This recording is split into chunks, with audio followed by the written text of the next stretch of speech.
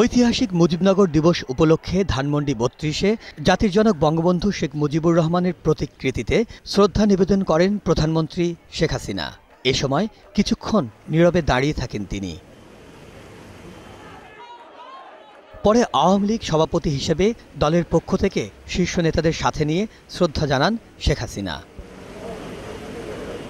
এই সময় দিবসটির তাৎপর্য নিয়ে সাংবাদিকদের সাথে কথা বলেন দলের সাধারণ সম্পাদক।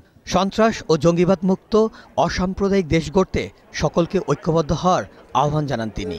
সাম্প্রদায়িকতার বিষবৃক্ষকে আমরা সমূলে উৎপাটন করব, এটাই আমাদের আজকের শপথ। তিস্তা চুক্তি নিয়ে বিএনপির অবস্থানের কঠোর সমালোচনা করেন তিনি। তিস্তা চুক্তি শেখ হাসিনার আমলে যাতে না হয় সে ব্যাপারে বিএনপি যত রকমের তাদের পায়তারা করতে হয়, চক্রান্ত করতে হয়, সেটা তারা করবে, আগেও করেছে। প্রধানমন্ত্রী ধানমন্ডি ৩২ নম্বর ত্যাগ করার পর বিভিন্ন সংগঠনের নেতাকর্মীরা বঙ্গবন্ধুর প্রতিকৃতিতে শ্রদ্ধা জানান। মিরাজ মিজু, একুশে টেলিভিশন, ঢাকা।